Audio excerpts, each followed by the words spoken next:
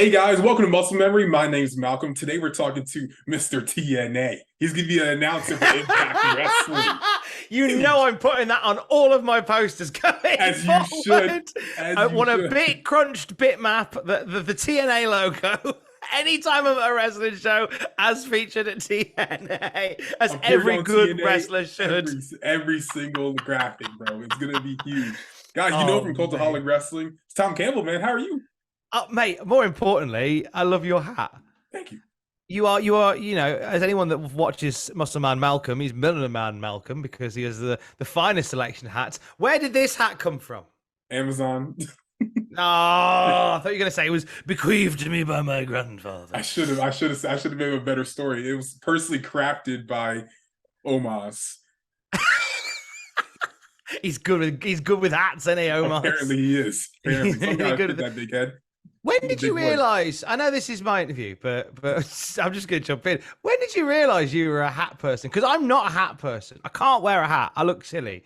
I've always been like a hat guy since I was like a child. I just like hats. It's just like my thing. Just came out of the womb. Yeah, I came out of the womb with this hat on, actually. Mother, get me to the YouTube. I have to. But yeah, man. I mean, forget about me. Let's talk about you. I mean, there's a lot going on. Cultaholic Wrestling, Impact Wrestling, a lot of wrestling. So let's jump into it. Who is your favorite TNA champion of all time, and why should Tyrus have won that title at some point? In terms of TNA champion of all time, I mean, Kurt Angle absolutely took that belt places when he turned up there. Because I've been a TNA Impact fan for 20 years. I was at college reading the results of the first pay-per-views as they rolled in. So I've been there from the ground up, and it's been through the triumph, the tragedy. It's had some big ideas. It's had some massive setbacks, but it keeps on keeping on, does TNA. I think when you think of that belt, I always think Kurt Angle. I think he's just a guy that felt like the first truly big move, truly big jump for Impact, for TNA. To have him over there and then to make him the champ, I thought was the right thing to do, because then he got to work with all this incredible young talent. And at one point, they gave him all the belts, which I thought was maybe a step too far, admittedly. I mean, they did the same thing with Bobby Lashley at one point. He had like every single belt on him as well. That was like in the more like lesser watched TNA days, though. So. Yeah, it was the sort of the wilderness years. Yeah, for TNA / Impact Wrestling. Yeah, the 2014-2017 years, it was kind of like a little murky. I don't know. People weren't really watching this much. Kurt Angle, absolutely one of my favorites, but you have to give love to the champions who have personified that brand now. Alex Shelley is an excellent locker room leader for Impact Wrestling. He's a guy that was there in the early days, and his career has kind of run parallel with Impact / TNA. And they, you know what? I tell you what, Malcolm, that's one reason I'm so excited for it to become TNA again. I'm sick of this Impact / TNA garbage. Right? I have to keep saying, like, just call the thing TNA. We've been doing it for years anyway. But Alex Shelley at the moment has been really making headway as a champion. They've had a really good run of modern Impact champions. I truly wish we'd seen more of Steve Macklin as Impact champion when he took the belt from in the wake of Josh Alexander's injury.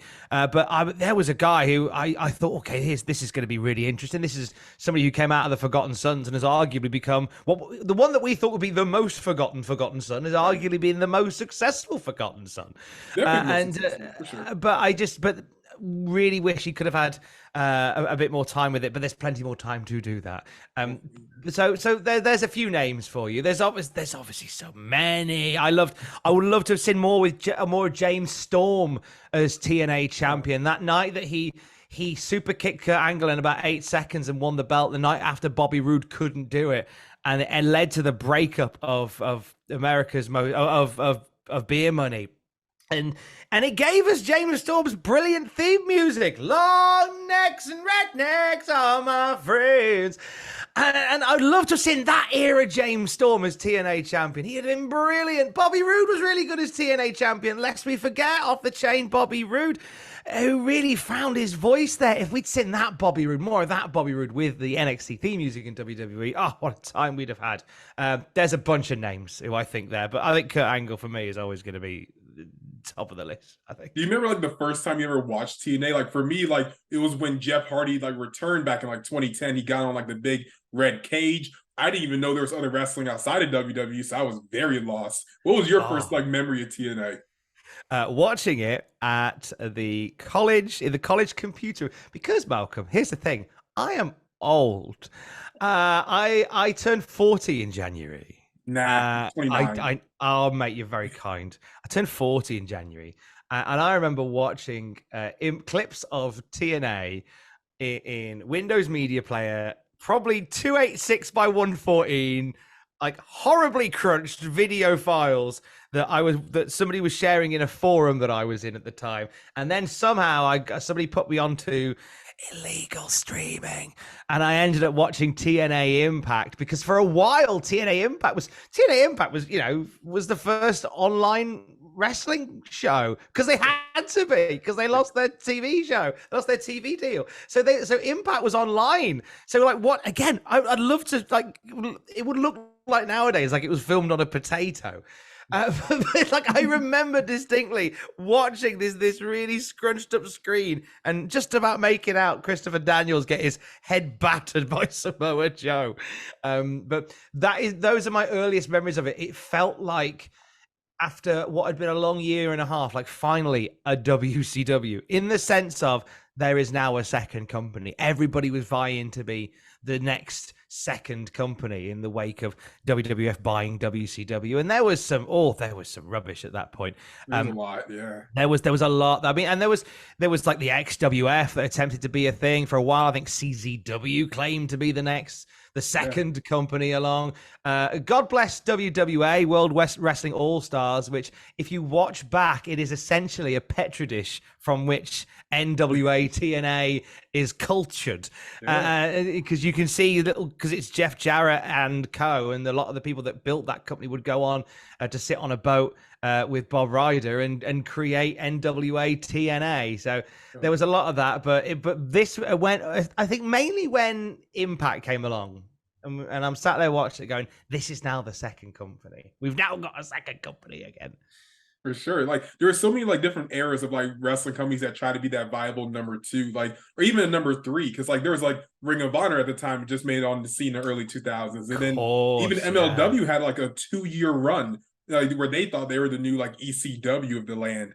Like there was a lot going on. There was so many different wrestling companies that I'm slowly learning now, as like on the other side of it. Like now knowing, like I came into wrestling as just WWE, TNA, and then if you watch Ring of Honor, you watched it.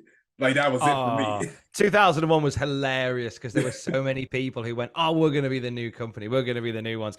The Brian Knobbs and Jimmy Hart set of the XWF, which was no more prima donnas. That was hilarious. There's one DVD that contains most of the episodes, and it's fun. Again, it feels like you kind of saw where they were going with it. It was just, there was no money in it. But Ring of Honor, I give no love to Ring of Honor there, and woe betide me, who came in with a different idea, a different vision for it. Like, let's put the wrestling back in wrestling. Let's make it all about handshakes and tactical wrestling and stuff like that. And the great thing about that, and the one thing I loved about with Ring of Honor when they first launched, was everyone shook their hands before a match. How to be a heel in Ring of Honor? I refuse to shake the hand. Done. Like, you're immediately a heel. Like, that's great.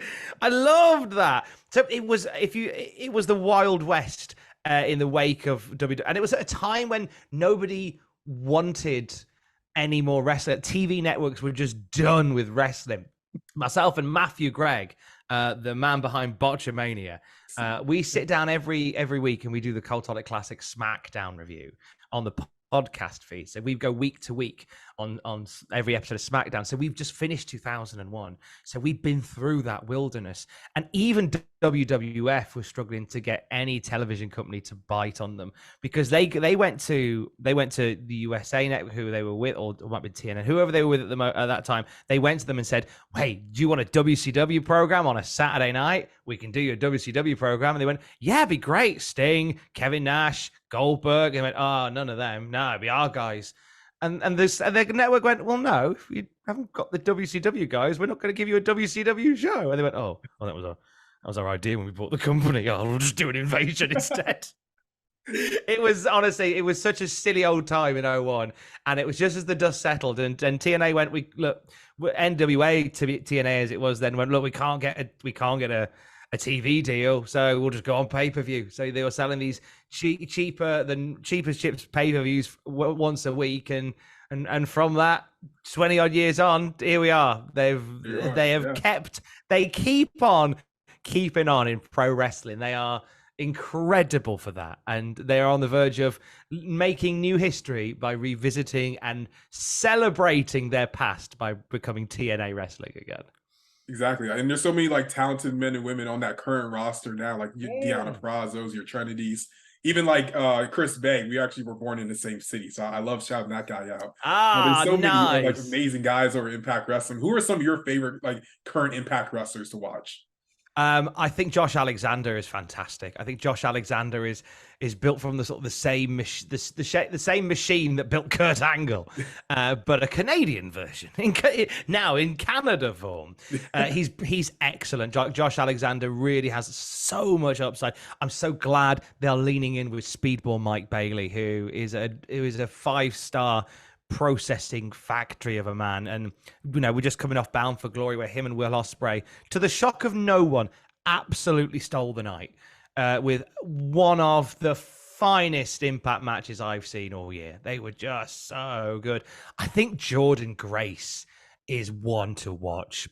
She has gone through since you look at Jordynne Grace when she debuted now, not just physically. I think everyone jumps to the physical changes that she's made. She got into bodybuilding because it was always a passion, and she went and won all the awards in bodybuilding, and then and absolutely good on it. But it's the mental changes that I've seen, which is you can tell that she wrestles in a very different way. She leans in a little bit more to her charisma and her personality there, and you can see it happening. She told a wonderful story with Bully Ray at Bound for Glory that led to her winning it, to the point where she is so well established, as a knockout obviously, but as a wrestler, that when she won that Call Your Shot gauntlet, everybody went, oh, look out, Alex Shelley.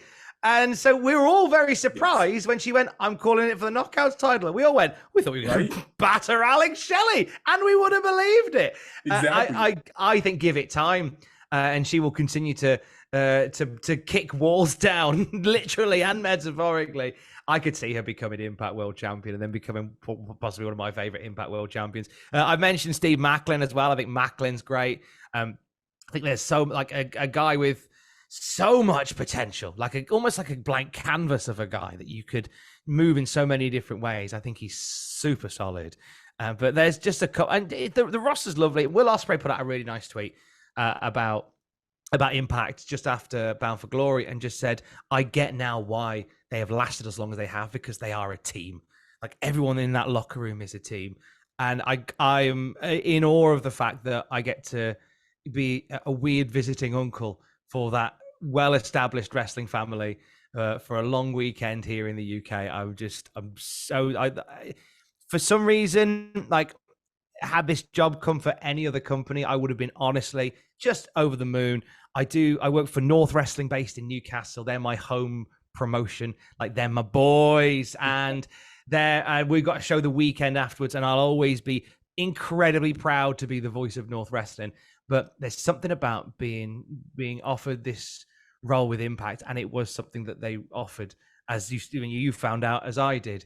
It feels different. It feels special. It feels exciting, and I'm ready to work. I'm ready to go. I want to be part of that family, even if it's just for 3 days. My God, I'd love to go back into that computer room in college and tell 18-year-old Tom what's going to happen, because he would not flipping believe it.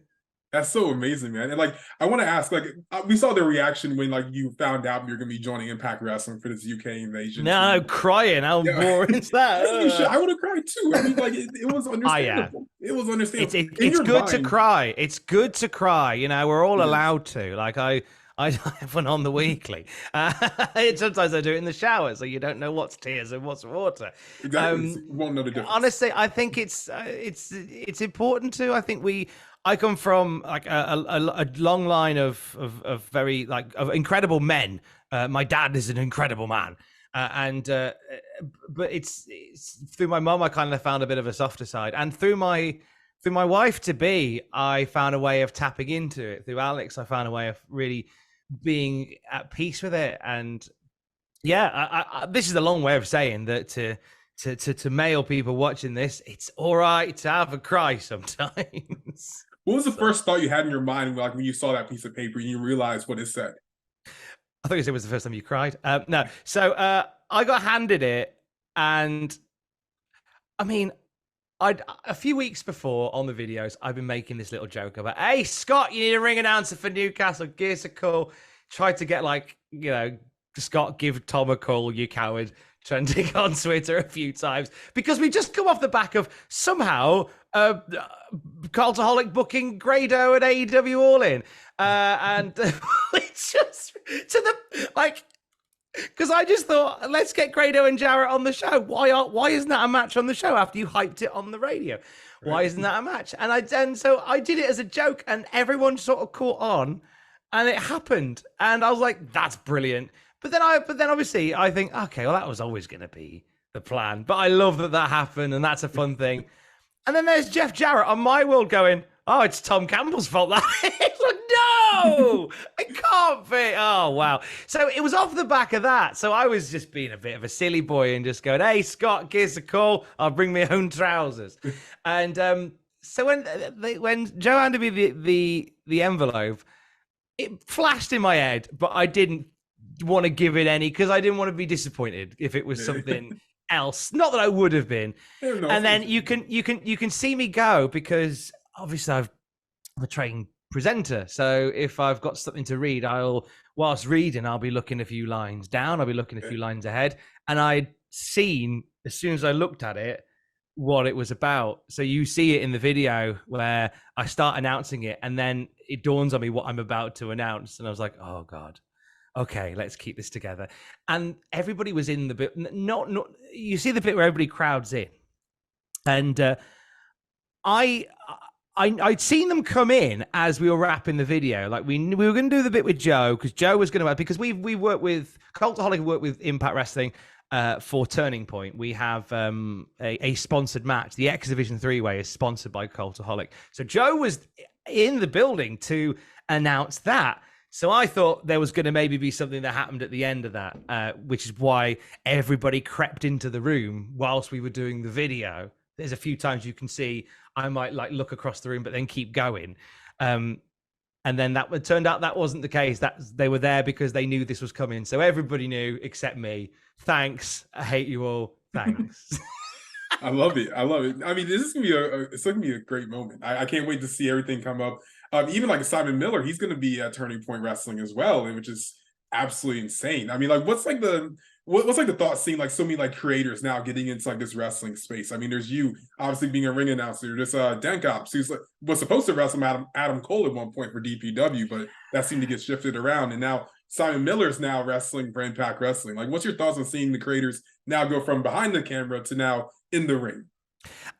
It's all marketing, baby. It's they know whether every business knows that it's marketing.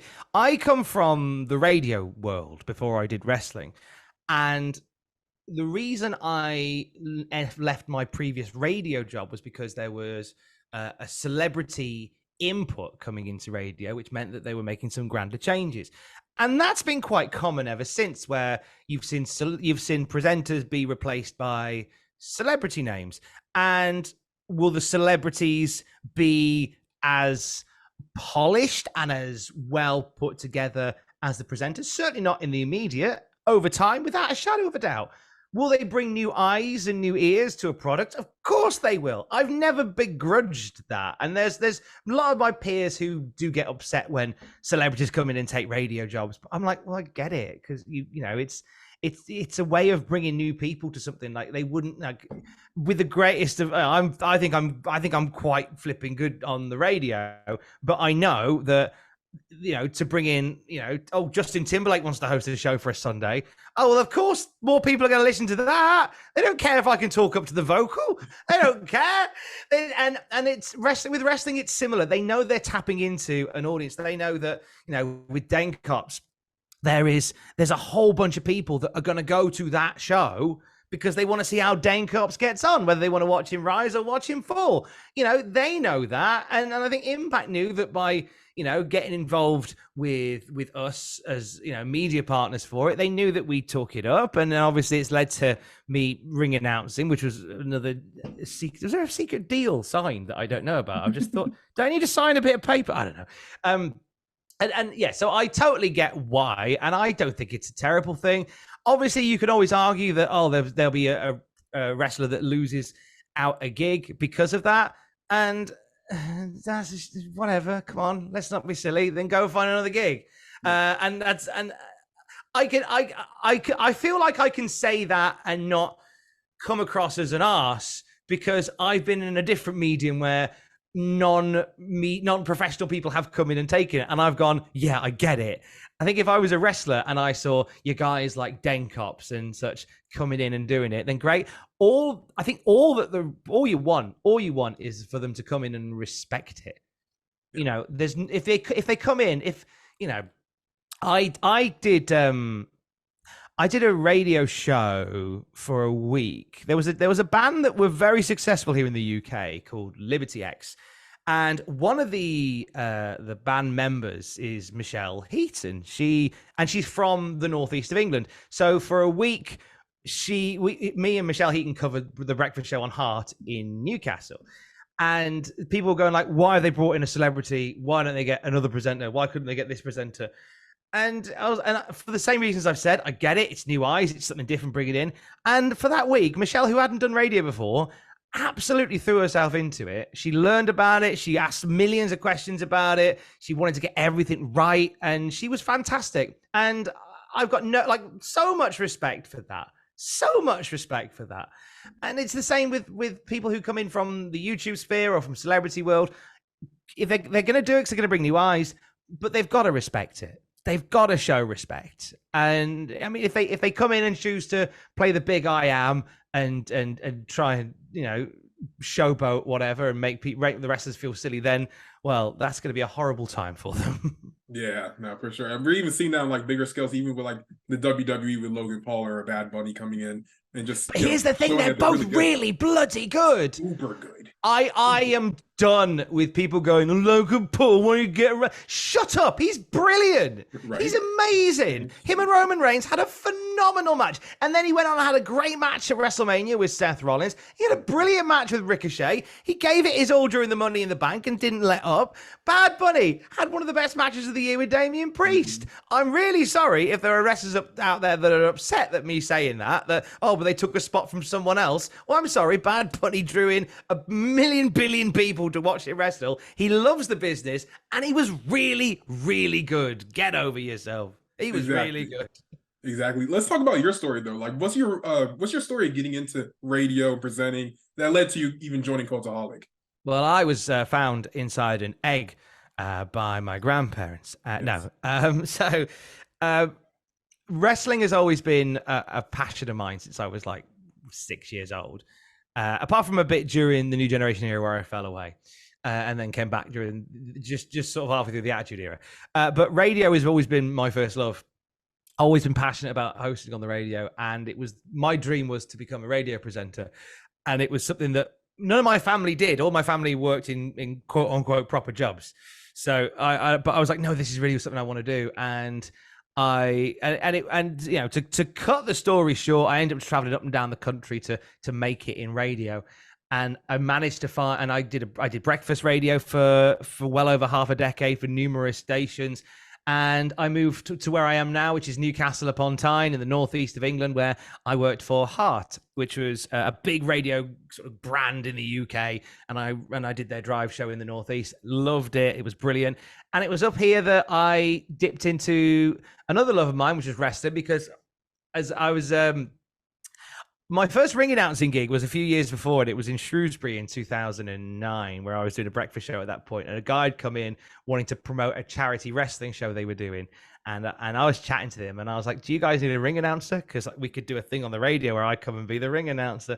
And he was like, yeah, that'd be really fun, actually. And then that ended up being my first ring announcing gig, and they went, and it was only meant to be the one, and as tends to be the case, they went, do you want to come back and do some more? I was like, I'd love to. And I became there. And then I moved away, and then similar story, charity wrestling show, guy gets in touch and I go, do you need a ring announcer? And I went, I've got a bit of experience. And then I went and did it. And then they went, do you want to come back and do some more? And it led to me working with North Wrestling, working with Andrew Bowers, who's the promoter at North Wrestling, and just being part of that journey. And it was through there that I met Adam Pacitti and Jack the Jobber, because they came to North. A big part of why I'm doing what I'm doing, I think, is a lot of it is graft and hard work, but obviously the geography helps, because I happen to be now in the city where Cultaholic is based. And they came along to a few shows, and we always got talking afterwards. And Adam was a fan of what I did, and he said, we want to start a podcast with our American writer, Justin Henry, about, you know, watching every episode of Raw. He wants to do something a bit different, and we're all a bit stretched. Do you fancy coming on board on a freelance basis and just doing a podcast every week with Justin? I was like, I'd love to. I was still at Heart at that point. So I was doing Heart, and then on a Monday I was sat in the room that I'm in now, and me and Justin would talk about old episodes of Raw. It was lovely. And that was all my involvement was with Cultaholic. I was every bit on the periphery. And then in 2019, flipping everything changed. Because they announced they were making changes at Heart, and they said, look, in May, you're away. We don't need you anymore. Not that nasty. They were lovely all the way through. But they said, look, okay, yeah, we're not gonna renew your contract in May. I was like, okay, that's heartbreaking, pun intended. But it's what it is. There's a great picture from that as a quick divert from the story.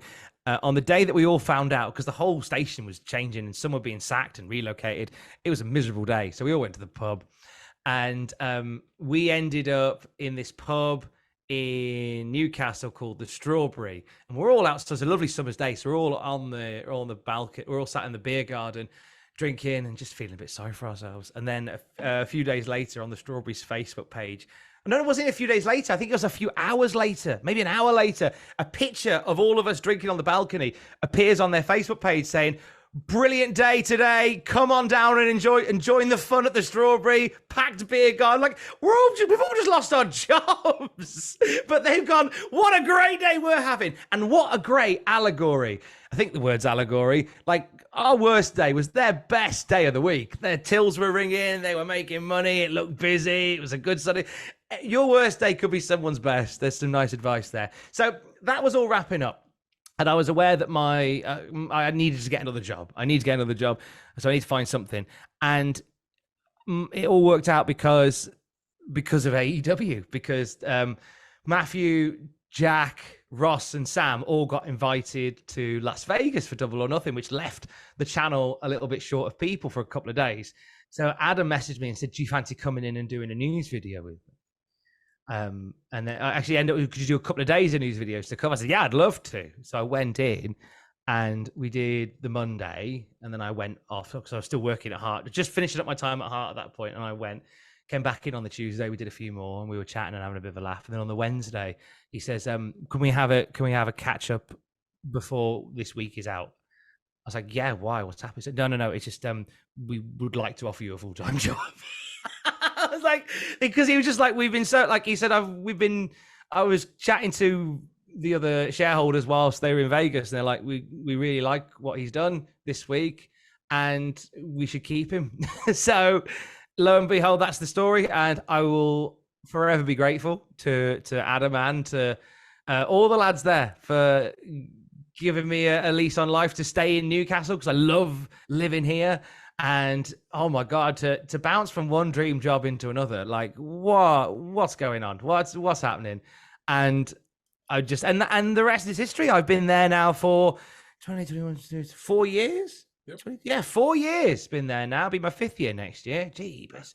And I just, it's a wonderful job. It's with great people who are super passionate about what they do, take great pride, and that's contagious.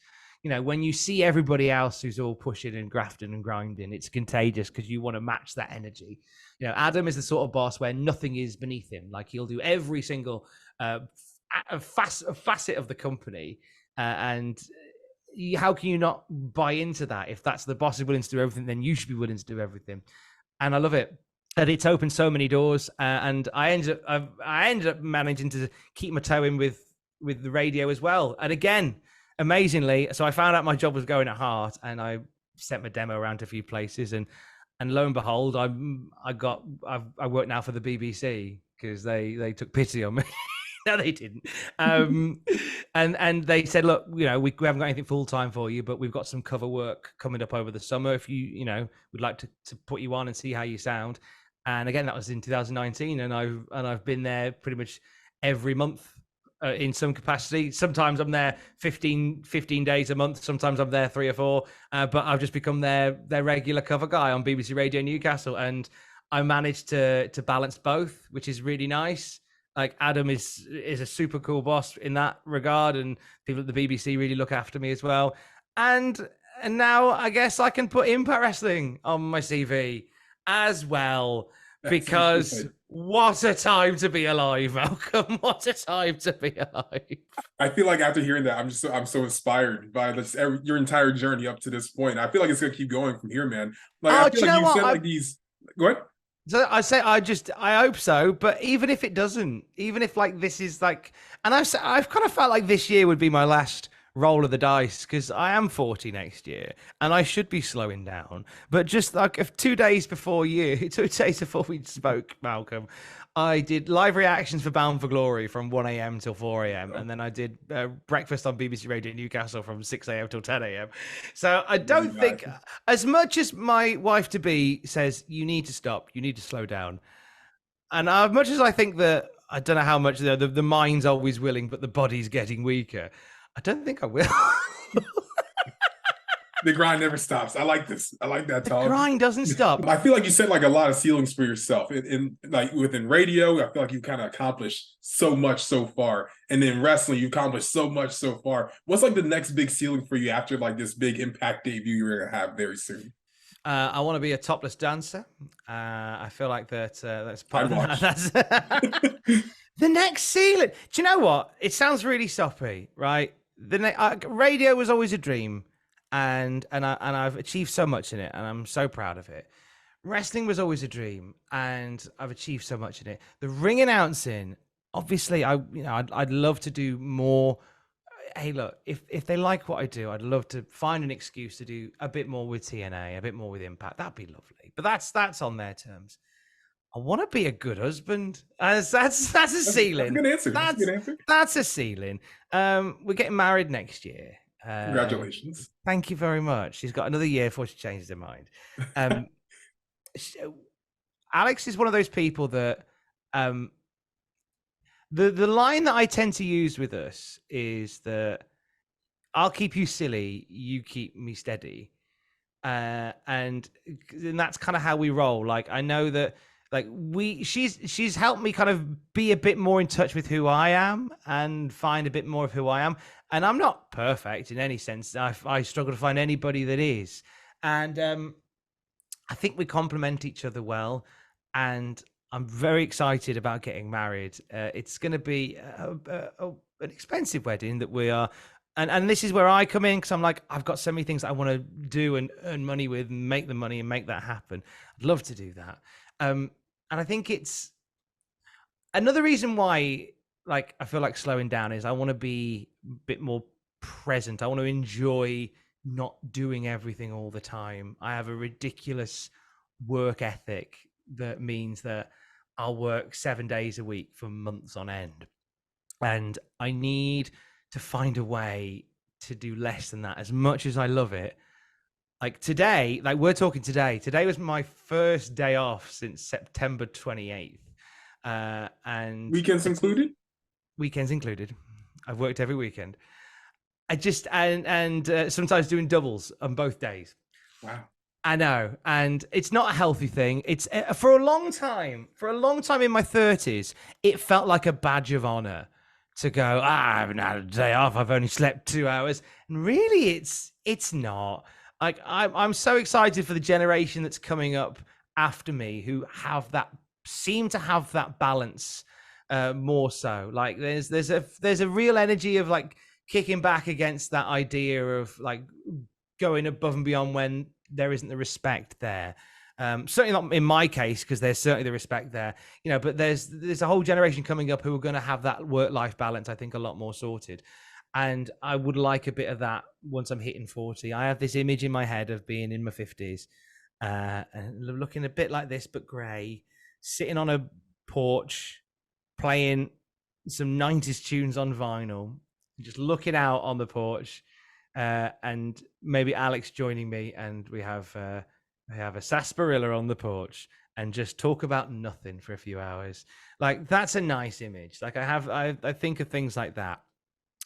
So in order to be a good husband, I'd like to be a bit more there. I'd like to be a bit more present. And as much as I love the work I do, I know I can't do it forever. And every weekend breakfast shift that I've covered in October has been trickier to get up for than the breakfast shows I did in my 20s. 3:30 alarm calls.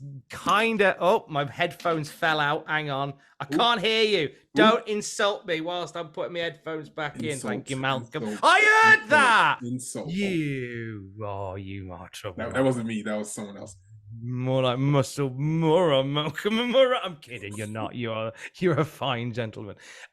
So that's a ceiling I want to break through. Having said that, I am open to work-based opportunities. Don't be afraid if I say no to stuff. I don't do many interviews. Like, I just don't. But not to show off too much. I'm a big fan of your work, and I was like, I'd like to come and do this one. Like, I don't do many, and so I've got better at saying no to stuff, and I think that's come through in the last few years. I don't know how you are at saying no to things, Malcolm. I don't. You don't. That's problem. You're a young man and you've got time. I've learned to say no because I have to. And the bit that shocks people when I talk about it is because sometimes I'll just say no, and it's caught me out a few times where I've gone, oh no, I have got time right now, because it sets a false precedent. And sometimes I'll just say no, and it's not out of I don't want to do it. It's just I don't want to add to my load at any point. But I'm very grateful for the offer. I'm very grateful for the offer, but I will say no. But I'm very grateful for the offer. So I don't do them very often. And I guess I'm learning to say no. I've been offered like radio gigs and ring announcing gigs and commentary gigs, and I have said no to a lot more than I used to. And I think that's part of the process of me trying to be more present and trying to have more time if possible. What I got out of this is that, like, I'm great, so you said yes to me, and everyone else sucks. Yeah, that's what I heard. That's all it is. That's what I personally. You and Denise Salcedo. Yeah, I mean, out of my ears, that's what I heard. Me and Denise, same level. I'll take it. That's a legend. I'll take it. I'm gonna do another interview immediately after this, just to bring you down a peg or two. It's good to be grounded. My parents are really good at grounding me. There's a great thing that happened the other week when I was on the phone to my mum and dad, and I was walking back from, and bless my mum and dad, they're coming to the Impact UK Invasion tour. Nice. They're not even wrestling fans, but they know how big this gig is. And they're like, we'll come and watch. We'll come and see you. Yeah. Like, so that's going to be a cold bath for them to watch the wrestling. It's great. But I was on the phone to the other day. I was coming back from the supermarket. Yeah. And I just having like a little weekend catch up.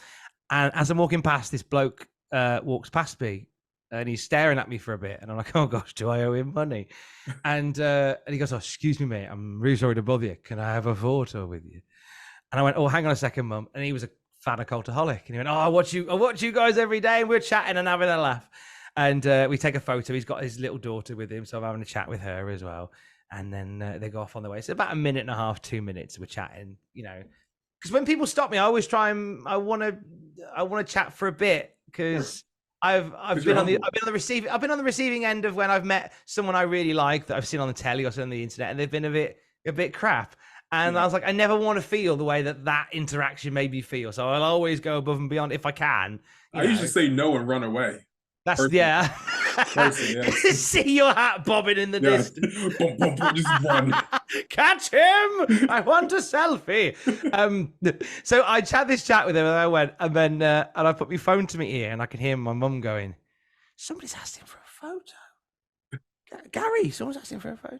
And I said, oh, sorry about that. And then at the same time, they both went, oh, you prick, you prick. Oh, just gonna have a photo with you. Oh, thanks for watching. Oh, you prick. It's like, what do you mean? It's like, oh, look at you, Mr. Big Shot in Mr. Big Shot in Newcastle. Oh, did you pay him? How much did you pay him to stop you? Show off to your parents. I was like, I didn't pay him anything.